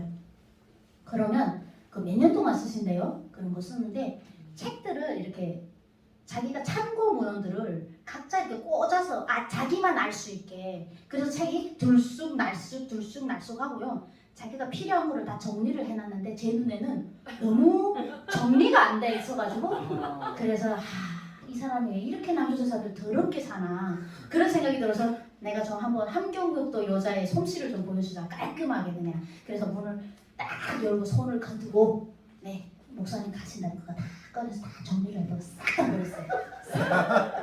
그래서 목사님께서는 한 4년 5년 동안 준비했던 모든 게 다 날아가셨어요. 이제 또 4년 5년을 준비하셔야 된대요. 그걸 하려면 그 참고문헌들 다 찾아서 거기다가 종이 그래서 색깔별로 끼워놨는데 너무 더러워 보여서 그래서 책 두께 색깔을 맞춰서 쫙 정리를 해놨어요 제가. 근데 그게 아니었어요. 목사님 그때 우시더라고요. 정말 우실 것 같아요. 이 누가 이렇게 해놨니? 제가 있을 때 목사님 너무 더러워가지고 이게 여기가 깨끗해야지 우리가 성령님이 오실 때 이렇게 깨끗한 데 앉아서 해야지. 목사님이 이게 뭡니까 이게 이런 데 앉아가지고 막 우시라고. 그리고 짬에 그 메모지는 어땠니? 다 버렸습니다. 너무 더러워서 영어로 많이 써 있어서 무슨 건지 몰랐어요. 목사님께서 너무 속상하셔갖고 그래서 제가 목사님 저 뭐 잘못했어요 그랬더니 내가 이거 몇 년 동안 한 거거든. 근데 왜 몇 년 동안 해요? 글쎄 나 하나님이 마음에 안 들어. 네, 그러더니 막 속상해하셔서 제가 이럴 때는 물 가지고 이마에다가 이렇게 세례하는 거 봐가지고 목사님 그 전 기스 언니들 그래서 그게 뭔지 모르고 찬물을 또 가져다가 시원하게 정신적으로 목사님 여기 머리맡에다 막 뿌려주면서 목사님 진정하시라고 하나님이 더 좋은 거를 주실 겁니다. 막 이랬더니 어이가 없으셔서 목사님이 그래 하나님께서 내 논문이 마음에 안 드셨나 보다. 맞습니다. 그래서 청소하라고 하셨습니다 저에게. 뭔지 모르고. 네, 그래서 이제 그 목사님은 이제 윤설미를 잊을 수가 없습니다. 예, 저 절대 잊으시지 않으시고요. 이제 다른 친구들 오면 제발 자기 방에다가 청소하지 말아달라는 부탁을 매 기수마다 얘기를 해주세요. 더러워도 괜찮으니까 그 더러운 거 아니라고. 그래서 다른 애들 절대 그 방에 이제 못 들어가게 하시더라고요. 저 때문에 못 들어가요. 그리고 그 이후에 목사님 말씀으로는 목사님 근데 솔직히 제가 하나도 가진 건 없어요. 도둑질했는데 다 보여가지고 그랬더니 알았다 안다고 사람들 다 세워놓고 너무 뭐 자기 집이더라? 그리고 어차피 줄 거였는데 그래서 안 줬대요. 내가 알아서 잘 주고 있어서 제가 봐서 조금 계속 채워지는데 저걸 안 주는 거예요. 그래서 제가 계속 도둑질해서 줬는데도 계속 그게 채워지더라고요. 그래서 제가 이 목사님 왜 이런데 도둑질을 하지 않으면 왠지 뭔가 이제 나눔이 안 될 것 같아서 했는데 목사님 보기에는 잘하고 있더래요. 그래서 가만 냈더래요. 그래서 안 넣어줬는데 제대로 다 주더래요. 거기에 뭐 애기 엄마들이면 애기들 기저귀도 있고 막 그랬어요. 기저귀 다 줘도 또 채워. 목사님 알고 갔다가 계속 채워난 거 모르고 제가 계속 도둑질하는 재미에 너무 재미있어요. 누구도 모르고 나만 알고. 네, 그러면서도 속으로 근데 이게 도둑질하는 게 나쁘다는 거는 알잖아요. 우리 다 하고는 하나님 내 가진 게 아닙니다. 이러면서 얘기를 했어요. 내 가진 게 아닙니다. 이렇게 필요한 사람한테 간 것 같습니다. 이렇게 재밌게 아마 시작했던 것 같아요. 재밌는 시간을 보내고 그리고 와서 앞에 나와서 엄청 큰 교회를 나갔습니다. 제가 엄청 큰 교회를 나갔는데 교회 한 번 예배 한두 예배가 7,000명씩 드리는 그런 교회에 나갔는데 뭐라고 심장이 터질 것 같더라고. 예배 막 찬양을 하는데 무섭더라고. 이렇게 찬양을 이 진짜 이거 안 잡아가냐 이거 진짜 안 잡아가나 이런 생각 했는데 정말 잡아가는 사람도 없고 그래서 거기서 신앙생활 조금 열심히 좀 재밌게 열심히 했어요. 막 하고 있는데 부활절 날에 용서 그때까지는 제 신앙이 그냥 철없는 하나님의 딸이었어요. 철딱선이 없는데 우리 아버지 하나님이야 이런 식이 내 빽이야 이런 식이었어요. 저 그렇게 살았어요. 그리고 그냥 그딱 믿음 하나님 해주실 거야 라는 그거밖에 없었고 구체적으로 내가 얼마나 죄인인지 이런 거를 잘 모르고 있었어요. 전혀 모르고 있다가 부활절 날 예배를 하는데 교회에서 패션 오브 크라이스트 영화 보셨죠? 네. 그 영화의 한 장면 나 그런 영화 있는지 몰랐는데 장면이 쫙 나오는 부활절 때 채찍 당하시는 그 장면들이 나오세요. 십자가를 끄고 예수님 올라가는데 그걸 보는데요. 제 생각엔 그날이 제가 진짜 구원받은 날이었던 것 같아요. 그거를 보면서 그 로마 병사들이 막 엄청나게 예수님을 막 하잖아요.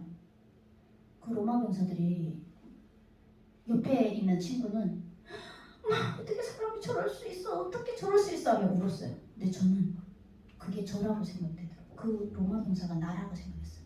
그 순간에 그게 다른 사람들은 나는 그래도 저 정도 악하진 않아 라고 생각을 하는데 저는 어떻게 됐는지 그거를 보는데 갑자기 제가 감옥에 있을 때 딱 제가 감옥을 5년 살았는데 그때 알았어요. 하나님이 날 왜 감옥을 허락하셨을까를 그때는 아무 생각 없이 살다가 보니까 제가 감옥에 있을 때 5년을 살아남으려니까 엄청 잔인했더라고요.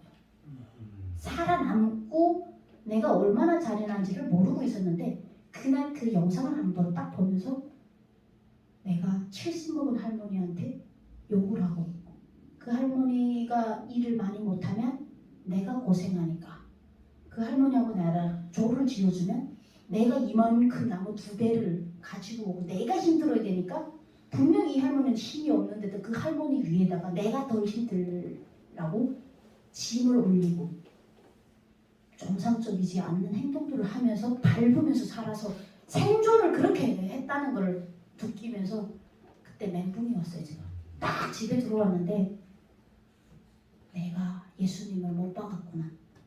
내가 박았구나. 그 로마 병사들 욕할 게 아니다. 저는 원래 저희 아버님이 유다를 엄청 싫어했어요. 뭔 말만 해서 저는 그래서 유다라는 친구가 있는 줄 알았잖아요. 유다 같은 놈 이렇게 들어왔었어요. 그래서 화가 나면. 그러는데 후에 알고 봤더니 유다가 우리 예수님을 역전으로 팔아먹었잖아요. 그래서 제가 유다를 배신자 같은 놈이라고 싫어했는데 그날 그 영상을 보고요. 나는 유다이면서 나는 로마 병사이면서 내가 정말 악한 사람이란 걸 알았어요. 내 죄가 얼마나 무거웠으면 우리 예수님이 그렇게 막 그 방법밖에 없었잖아요. 너무 얼마나 우리 그렇게 보여주신 게 우리 죄를 알라고 그랬구나. 그 엄청 울었어요. 내가 이거를 마냥 기뻐해야 되나? 내가 마냥 이 예수님의 피로서 내가 사죄함을 받았다고 내가 이거를 그냥 마냥 기뻐해야 되나? 그러니까 저는 지금도 자랑할 게 그거밖에 없어요. 자랑할 거는 나는 죄인인데 내 죄가 씻겼다. 예수님 피로 씻겼다. 그 자랑밖에 할 건 없어요. 더 할 건 없고 요즘은 이런 그러니까 믿음이 자꾸 들어갔다 나갔다 해요. 왜 그러냐면 내가 이거 받아도 되나? 내가 진짜 이게 구원을 받아도 되나? 내가 믿음 하나로 이게 될까라는 생각이 계속 드는 거예요. 너무 미안해서 그런 것 같아요. 너무 미안하고 내 죄가 무거워서. 그래서 제가 생각을 요즘 하고 있는 게 내가 할 수 있는 일을 찾아보고 있어요. 계속 달라고 기도만 하는데 감사 기도도 하고 또 나름 내가 할 수 있는 일이 뭘까? 하나님이 왜 나를 북한에서 태어나게 했으며 왜 감옥에 보냈으며 왜 이렇게 2번의 북선과 3번의 탈북을 허락하셨을까? 원하는 게 있구나. 하나님 원하는 게. 동방의 예루살렘을 위해서 우리를 쓰고 계시는 게 분명하다. 그래서 제가 남북통일 코리아라는 비영리 법인을 작년도에 만들었는데 돈이 많이 깨졌어요. 그걸 왜 만들었냐면 어떻게 하나 북한 친구들을 전도를 해서 찬양단으로 그들의 목소리를 직접 우리가 이제 탈북하는 가정에 자기들은 정말 아는 친구들도 있지만 모르는 친구가 더 많은데 하나님의 특별한 축복이 있고 계획이 있어서 다 왔어요. 근데 그걸 인식하게 하고 그들과 함께 이렇게 남북통일은 복음통일이 정답이라는 걸 알리고 싶고 북한에서 김부자를 촬영하던 우리도 구원받으면 씻기면 예수님의 피로 깨끗하게 씻기면 우리도 진짜 영광스럽고 즐거운 찬양을 하나님께 올릴 수 있다는 것을 보여주고 싶은 거예요. 그래서 찬양단도 꾸렸어요. 네, 그래서 우리 친구들 이제 막 불교 다니던 친구들도 있고 또 시댁이 막 불타는 집도 있어요. 아직도. 그럼에도 불구하고 좀 힘들어요. 그러다 보니까 그런 친구들을 제가 이제 하나님 앞에 내세우고 우리 찬양단 같이 꾸려서 이제 간다 해서 11월은 아마 주말 이제 셋째 주 7일, 14, 20일 다 찬양단 공연이 다 있어요. 교회들 다니면서 하는 거를 작년부터 시작을 했고요. 그래서 저는 오늘 통일 리더 이제 그런 거잖아요. 캠프. 전도, 하나님에 대한 이야기, 하나님에 대한 은혜 입은 이야기, 간증 이런 거 되게 다 중요하지만 가장 중요한 거는 하나님의 은혜를 받고 하나님을 아는 성도들이 잘 살아야 된다가 제 주입니다. 돌아다니면서 전도하시는 분들 꽤 많으신데 거부감을 많이 느끼는 분들이 많더라고요. 지하철이랑 가면 그 스님 앞에 가서가지고 예수님 믿으세요 그러시는 근데 재밌게 사람들이 재미로 듣고 있는데 그래서 그렇게 하시는 분들도 대단하세요. 이런 분 저런 분들 다 많은데 하나님 믿는 그래서 저는 늘 이제 방송에서도 슬슬 흘려요. 아침 오늘 예배 갔다 오고 슬슬 흘려요. 나 크리스찬이라는 걸 계속 흘리고 다닙니다. 흘리고 다니고 저희 이제 단원들은 크리스찬이 저밖에 없었는데 저희 단원들이 누구냐면 채널A 인간갑에 나오는 신은아, 한수혜, 류희진, 전 국가대표 북한 출신, 그리고 박성진, 소해금 연주자부, 북한 이제 방송인으로서는 연주에서는 TV에서 다 일러주시는 분들이 저희 악단에 들어와 있거든요. 근데 그 친구들이 들어왔던 이유가 하나님 믿는 설리가 잘 살아서였답니다. 제일 중요한 게. 잘 모르겠는데 하나님 믿는 기도하고 그리고 저는 예배 시간에 절대 놓치지 않습니다. 저는 제 일정이 엄청 바쁘거든요. 근데 저는 방송국에다가도 얘기를 했어요. 일요일은 예배 날짜이든 촬영 잡지 마세요. 녹화합니다. 저를 잘라도 녹화합니다.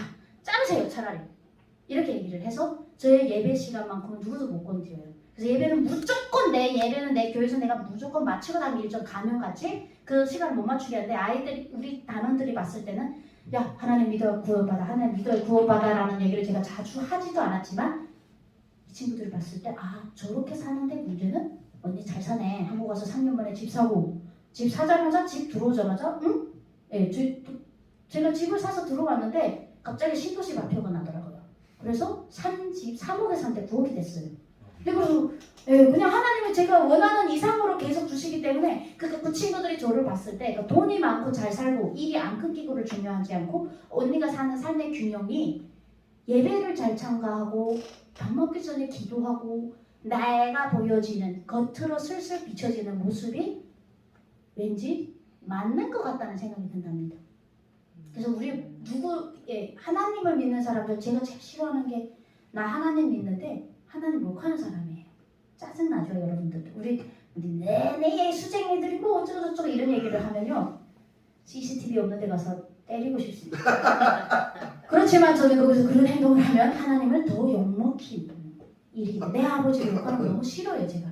그래서 그거 싫어서 웬만하면 난 거룩하신 우리 아버지 얼굴에 그릇, 손가락질 받지 않게 전도를 하고 싶고 그렇게 하고 싶습니다. 그래서 지금도 지금 한국 와서 열심히 누구보다도 열심히 살고 있는 이유 중에 하나가 내가 여기서 열심히 살아서 성공을 해서 조국을 가서 교회를 지을 때 저 북한의 38,000개 동선 다 무너뜨리고 그 좁은 자리에 교회를 세울 때 설미는 한국에 가서 왜 성공했냐?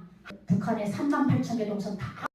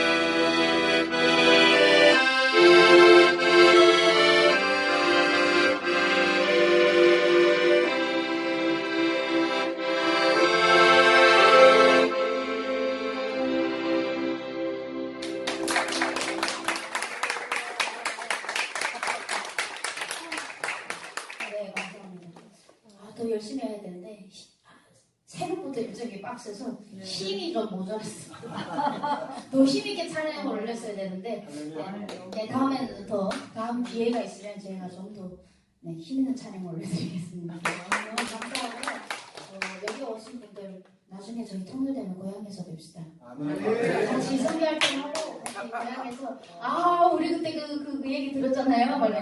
이 교회가 바로 그 동상이 있던데 그거예요? 이런 이야기 같이 참아주면서 그런 날이 반드시 올 수 있게 북한을 위한 기도, 온전한 복음의 기도 부탁드리겠습니다.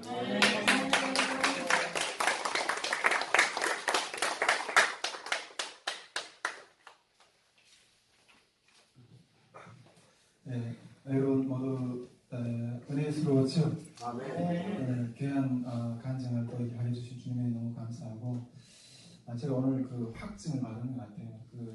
우리 여기 동시대 리더십이라는 어떤 주제를 가지고 외부 강사들을 이렇게 지금 초대를 해서 이렇게 우리 강의를 듣고 또 그런 무대를 만들고 있었잖아요. 근데 나는 제가 여러 번 나눴어요. 우리 스태프들한테도 우리 집안에 이제 이게 스타가 하나 들어올 거다. 그 스타가 누구였나 하나 보여주세요. 우리 배구 선수 김현경 선수 있잖아요. 그 유명하잖아요. 그 김현경 선수가 딱 들어오는 거예요. 근데 김연경, 김연경 선수가 딱 들어오는데 그 선수가 딱 들어오면서 우리 엄청난 복을 받을 준비할 마대를 준비를 하는 거예요. 이게 주님이 축복이 어마어마하게 지금 이제 물고가 터질 거예요. 아멘. 내가 카톡으로 문자 이렇게 하나님 축복할 겁니다 이런 말씀을 드렸잖아요. 하나님 우리 윤설미 자매를 통일시대에 정말 귀하게 쓰실 줄 믿습니다. 정말 우리 시간 함께 같이 기도하기를 원하는데요. 여러분, 저는 오늘 우리 윤설미 자매의 그 간증을 들으면서 또 그런 생각이 들었어요. 전에도 제가 몇 번 이야기했지만은 탈북민이라는 것은 사명이라고 했어요. 제가. 우리가 대한민국 국민이라는 것은 사명이라고 그렇게 제가 말씀드렸어요. 왜 탈북민이라는 게 사명이에요? 저주지. 이제 설미자매가 그 북한 땅에서 고생했던 이야기들 쫙 들었어요. 근데 왜 사명이에요? 하나님을 몰랐을 때 그건 저주예요. 근데 하나님을 만나고 난 이후에는 왜 하나님이 나로 하여금 그런 고통을 겪게 하셨는가 하는 것들을 깨닫게 하셨어요. 그것을 깨닫게 한 그것들은 사명이 되는 거예요. 그렇구나. 하나님이 나를 만나게 하기 위해서 이런 고통을 주셨고 이제 하나님 앞에서 회복이 되어서 우리와 같이 동일하게 고통당하고 있는 자들을 향해서 하나님을 증거하는 어떤 그러한 사명자들인 거예요. 탈북민은 사명자입니다. 여러분, 대한민국 국민이라는 것은 사명입니다. 여러분, 하나님이 우리를 고통이 없는 중국이나 미국이나 유럽에서 태어나게 하실 수 있으세요. 그런 능력이 있으신 분이에요. 그런데 왜 하필 이 고통이 있는 이 분단된 조국에서 태어나게 하셨을까요? 그 분단된 조국 가운데 있는 아픔, 그 사명을 네가 이제 깨달아서 감당하고 우리를 이 땅 가운데서 태어나게 하신 할렐루야 하면 탈북민이라는 것은 사명입니다. 대한민국 국민이라는 것은 사명입니다. 우리가 통일시대의 리더십에 대해서 어디에서는 어떻게 남북을 통합해내냐 이런 여러 면모들을 우리가 살펴보려고 외부 강사들 초대해서 이런 이야기를 듣는데 제가 우리 설미 자매의 간증을 들으면서 역시 리더는 하나님이시구나. 아멘. 그 고통 가운데서 우리를 일으켜 세우실 분은 오직 하나님이시구나. 아멘. 다시 한번 깨닫는 어떤 그런 시간들이 가지게 되었습니다. 그렇습니다. 우리 지금 함께 기도합시다. 하나님, 주님께서 통일 한반도의 문을 열어주실 것인데 아멘. 하나님, 이 민족의 아픔, 이 남북의 분단의 이 반만년의 역사 가운데서 이 50여 년의 정말 이 분단 속에서 서로 이질화되고 이런 것들을 마음을 하나로 합해 나가는 것은 또 거기에다 6.25라는 어마어마한 상처도 있습니다. 이 상처를 다 싸매시고 우리를 하나로 이끌어 나가실 리더는 유일하신 우리 하나님이십니다. 아멘. 하나님, 그 하나님의 깃발을, 그 하나님의 역사를 우리 가운데 더 강력하게 세워달라고. 또 하나님, 이 땅에 나와 있는 우리 3만 5천 명의 탈북민들이 오늘 윤설미 자매가 간증했던 것처럼 하나님이 나를 이렇게 세우셨습니다. 이러한 증인으로 이제 회복시켜 주셔서 나중에 통일이 되었을 때 북한 땅에 가서 포항 사람들이 가서 당신들도 하나님을 믿으십시오. 나를 일으키셨던 그 하나님이 여러분들도 일으키실 것입니다. 한 그러한 증인의 역사를 세워달라고 이 시간 주여 한번 외치고 기도하겠습니다.